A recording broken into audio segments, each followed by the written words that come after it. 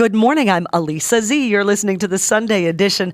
I'm here with Greg Kirk, who his handler, Tara, tells me is the chief cook and bottle washer. So she says you're the big kahuna at fitness therapy. So I'm really glad I got the top dog, Greg. Good morning. Good morning to you. Thank you for having me here. Well, thanks for getting up early on a Sunday morning, and thank you for coming to talk to me. When I first heard about Fitness Therapy Unlimited, I was reading some of the information and looking and thinking, well, this is not traditional physical therapy. I think a lot of us think of traditional physical therapy as, okay, I'll go in, they'll torture me for a little bit, they'll stretch this, they'll do that, and it's all great. But what you do is a little bit different, isn't it? Exactly, yes. Tell me what you do. Enter and sign in, please. Sure. We're basically an extension of a physical therapy program where we are looking for people that have exceeded physical therapy and have been discharged from that program, but still need further ongoing care. Most of the time it's people with catastrophic injuries, such as spinal cord injuries, brain injuries, amputations, those sort of catastrophic disabilities. And obviously that's a lifelong injury. Right. So because it's a lifelong injury, we can't think that right after physical therapy, they're going to be as good as they can be for the rest of their life. So they're going to need continuing, ongoing treatment of some sort. Why does physical therapy end then? There's a whole various reasons for that. Insurance companies stop paying. They might have exceeded the goals and objectives in physical therapy. Okay. And what we do is they kind of pass the baton on to us. Okay. And then we work with that individual to increase their overall health and wellness, where we're not really personal trainers and we're not physical therapists either. We fit the niche in between both of those professions. Well, and a lot of people who are in need of that long-term kind of care, a personal trainer wouldn't necessarily be the right fit for them. They need an additional type of ongoing care, right? Yeah, absolutely. I used to be a personal trainer for years before I got into this profession, and nothing against personal training. It's a great service, and it does a lot of good for the able-bodied population who really need that service. But for these types of conditions, the catastrophically disabled, they need a little bit more knowledge than somebody with just a personal training certification or that sort of thing. So what I did is I developed a company that strictly and solely works with the disabled only. So if we ever encounter somebody who has or that is able-bodied, we refer them to a personal trainer, just like we would expect a personal trainer to refer a client to us who has a disability.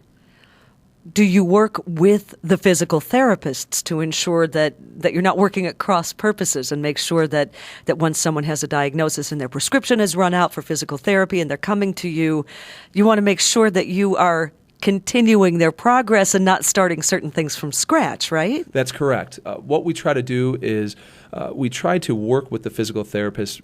When we know that client is going to be discharged from physical therapy, we try to meet with that client and the physical therapist probably their last session or two, just to put a plan of action together to make a smooth transition from physical therapy to fitness therapy. And then after that, if the physical therapist still wants documentation just to see how that client is progressing physically, we can send them our notes, the progress notes on that client, to make sure that in the physical therapist's eyes, that client is progressing properly. Without a company like yours or physical therapists like you, I'm guessing a lot of people just accept that this is the limit. This is as far as they can go, which is kind of sad because they obviously can go a lot further. And again, I'm not putting down a physical therapist, but a physical therapist's job is to get a patient from point A of functionality to point B, and that's fabulous because they were way, way back even before point A, before they started with physical therapy. But for a lot of people, especially, as you said, if we're dealing with catastrophic injuries, they can go further than traditional treatment can take them. So we don't want them to give up hope. We want them to say, wait, where can I go from here? Absolutely, Alisa, you're right. What we try to do is we focus on strengthening the total body. So we're more under the mindset of total body health and wellness. So physical therapy is almost designed to work more on the specific injured area of the body. Where we come in is we try to work on the total body. So we try to complement the physical therapist by, once they have rehabbed that specific injured area, we try to then go and condition the rest of the body to make it healthy and strong so that affected area is working that much better. Now, a lot of times people are done with physical therapy, not so much because they've achieved the desired result, but as you said, because insurance has run out. If their insurance has run out for that form of physical therapy, is there an option for insurance coverage when they come to you? Great question, and yes, there is. We accept two forms of insurance reimbursement. That's through auto no fault and workers' compensation. So those are the two insurance companies that reimburse for our service, yes. And I would hope you help walk people through the myriad hoops and chutes and ladders and red tape, because the insurance industry is getting more complicated for many people by the moment.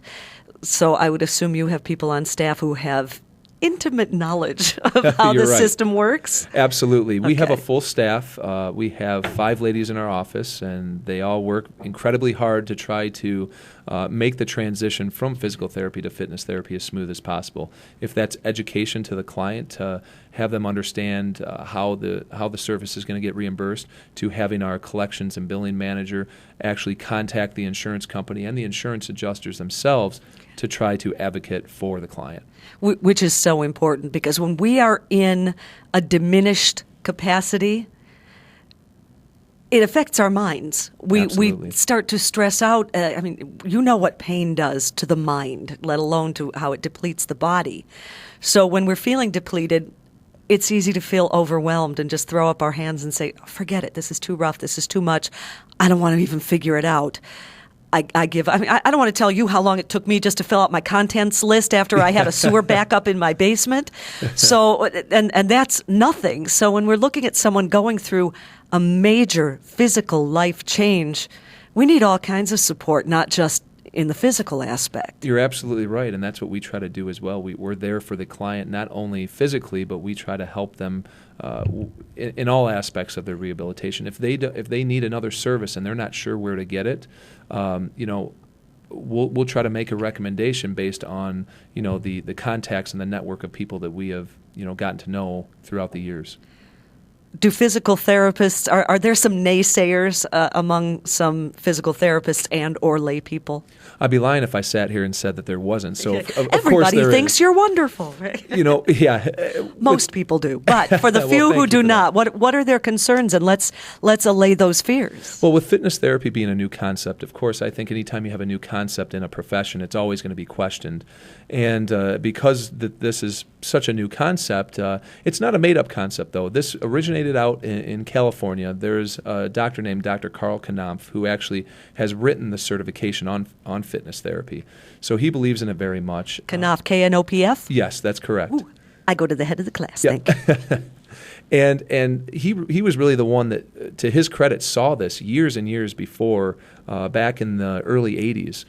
He recognized the fact that there was going to need to be more treatment after physical therapy, but he saw the main problem was going to be to try to pitch this to insurance companies, because insurance companies look at this as an added cost. What it's really trying to do is be proactive.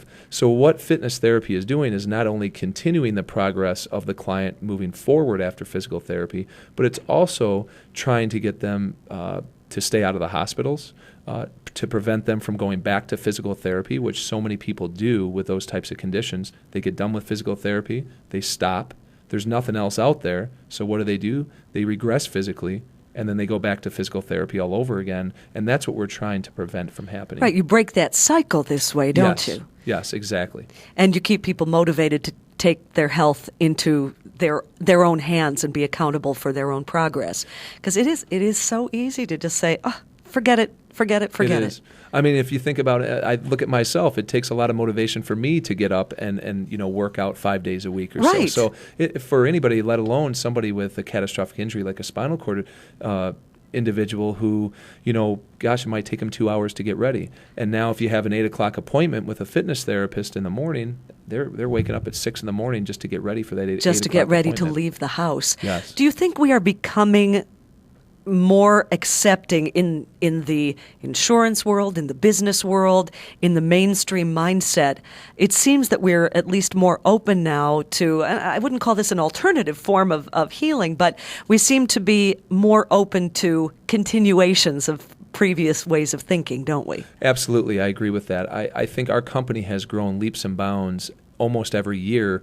And I think it's due to the fact that this concept sells itself. And I think that, every single client of ours has to have a doctor's prescription for the service. Okay. So obviously doctors are backing this. They're getting behind this. If they weren't, they wouldn't be writing the scripts for our service. So this is definitely something we want people to talk to their physicians about. Absolutely. If you have sustained a catastrophic injury and you've gone through your physical therapy, talk to your physician and say, is this something that you think might benefit me, and let's be open to discussing this so that then they can take the next step toward taking their next steps. Yeah, that's exactly right. And we also work with nurse case managers who actually are the ones who oversee the entire case. Okay. And they're ones that we really work hand in hand with because they're the ones that will also accompany the client to the doctor's office and help the client make the,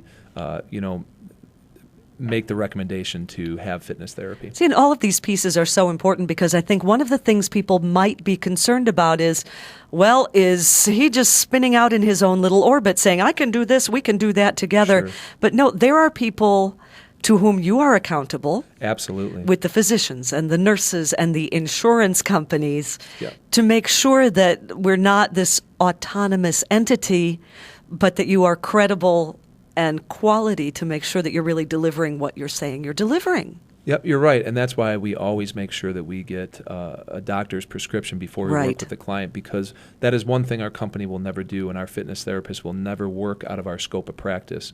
We're very true into understanding who we are and our background. Most of our fitness therapists have bachelor's and master's degrees in exercise science related fields. Okay. We're not physical therapists. We're not trying to practice to be a physical therapist. Right. So really we try to work with physical therapists and say when you're done with the client, but they still need they need weight reduction. Now they might need just further muscular strengthening. Instead of just having them leave your doors and not knowing what's going to happen with your patient after that, wouldn't it be better, and you'd have more peace of mind to know that, okay, my client is exiting these doors, but they're going to go to a program who it's regulated, it's controlled by a physician's prescription, nurse case managers are overseeing it.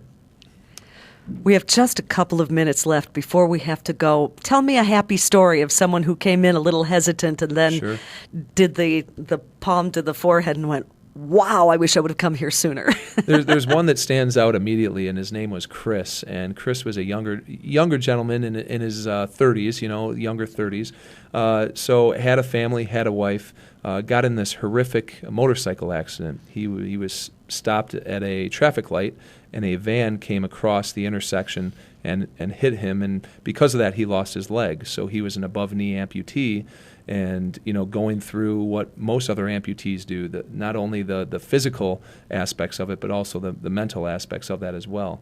Well, he slipped into this deep, dark depression, and because of that, he was on more medications than he could name. And he literally would joke around. He'd almost take a picture and it would fill up half a cereal bowl how much medication he was on. And no joke with that, he actually did that. And so just to know that he was on that many medications and how badly that altered his personality. And then he would find himself getting very short with his wife and, his kids because of it. And, he turned to alcohol to try to relieve some of that depression. And obviously that just slipped him into the hole even further. So really, it was kind of nice to watch the progression. When he first came into our company, his nurse case manager said, I know of a company that can help you physically, and I think that you should try this. So he tried it with us, and he started to make really great physical progress relatively quickly. We got him into the water where we performed aquatic therapy with him, and when we got him into that environment, he just really flourished. And because of that, and it wasn't all of our own doing. I'm not going to say that. He had prosthetics, and he worked with a prosthetist that would really help him out there. And because of the team collaboration with his rehabilitation team, he's made more progress than I ever thought was possible. I mean, he dropped over 50 pounds. He had trouble barely standing for 30 seconds. Now he's taking trips with his family to Disney World and being able to go around the theme parks, with his family, and that's what really meant so much to him, because it just felt like, I'm getting my life back to normal.